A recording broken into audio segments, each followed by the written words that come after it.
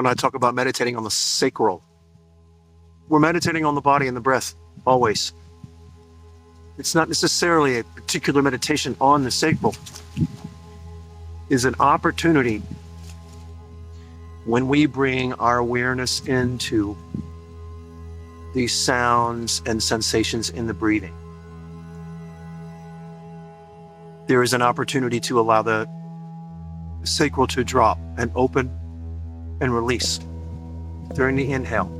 Talk about the area just below the belly button. In the physical realm, in the awareness of the physical below the navel, if we allow that muscle to fall unashamedly, so every inhale. This can draw out repressed memories, suppressed feelings, dark shadow material, so that it can be brought into consciousness and, if need be, process and then release. This is a process. It has to be processed. The toxicity of the modern world is instrumental in this suppression. It's not the only reason. We suppress difficult memories and difficult feelings psychically, psychologically, mentally. But when we ingest toxins, we make the process of excavating these repressed memories and feelings more difficult. We make that process more difficult. When we are meditating, when we are practicing yoga, in the breath, when we allow ourselves to drop into the openness of the Buddha belly, if you will, the sacral, allow the beneath the navel to fall open unashamedly, that muscle, that group of muscles. We don't have to push it out. We just allow it to release. Those are two different things.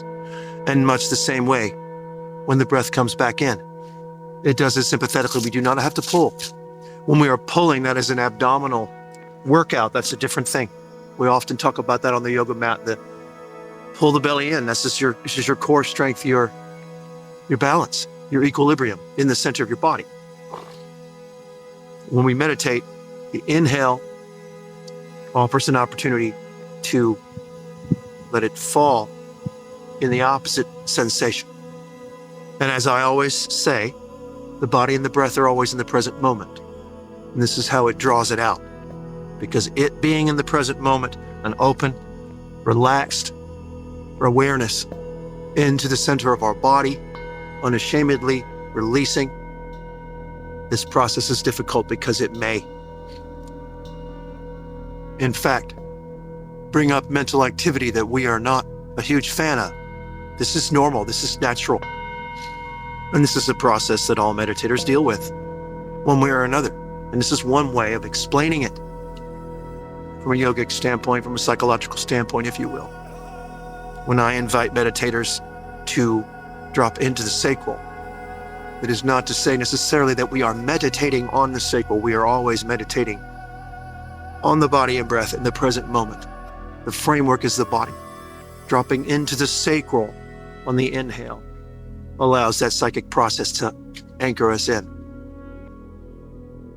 Throughout a yogic practice, a asana practice or a vinyasa practice, if you will, the mind's focus could be all over the place within the framework of the body.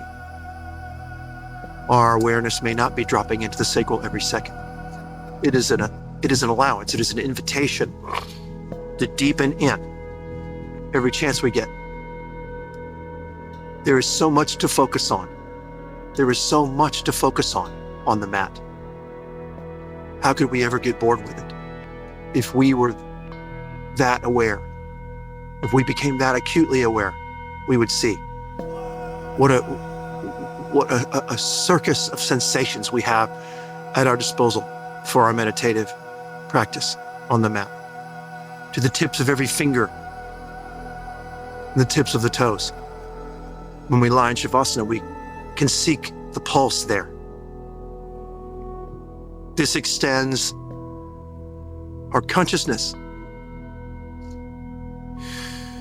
Every inch of the human body is our mind. Every inch of the human body is our mind. I learned this early. I discovered this early in my meditative practice many, many years ago, realizing that we weren't supposed to live from the neck up, which is how we were taught in the Western world. That the body is one thing, the mind is another, the emotions are another, and your soul is just maybe something. Just flip a coin and let the church decide and let the arguments begin. No. Obviously, many people in the modern world would describe this energetic that I'm referring to as going outside the body as well. So we think about the auric field. Some people claim to be able to see it, see the colors around people. I don't deny this or disagree with any of it. All I know is that we must own the framework of our body to fully alchemize our soul. So the auric field may be there. We may have energy extending outward. Of course, we know that's true. The framework of the body is where it really happens. We drop into the sacral in meditation with the inhale. Every single time, some bitter memory of the past comes up, no matter how small. And I've read from an ancient yogi once who said, these things that haunt us from our past, as we grow in the yogic path, as we ascend in the yogic path, these things never go away. They just hurt less and less. And they become stepping stones for us. These horrible bits of our shadow that we conjure up when we meditate deeply. And a shaman that I worked with once, an old buddy of mine, said, we are hunters. The shamans are hunters. We are hunting our shadow.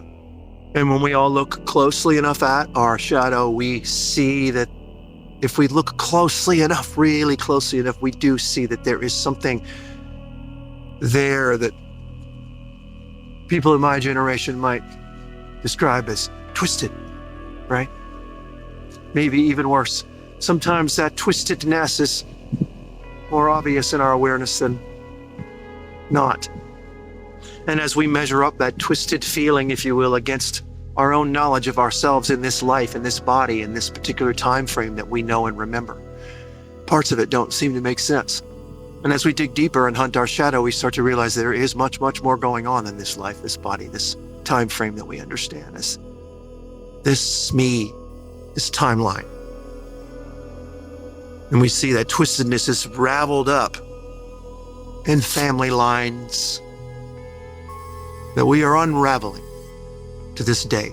The deeper we go into meditation in our own seeking of emotional intelligence and spiritual well-being and illumination, simultaneously we are unraveling that for our entire family line. I have a sense within me that there is some turning point, and people all over the world are talking about it in their own way.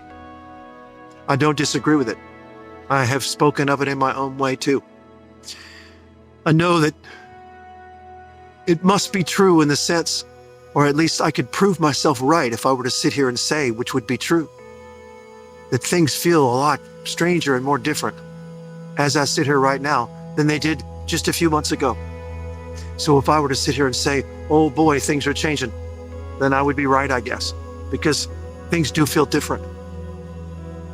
And let's be fair, different is uncomfortable. There is so much to process.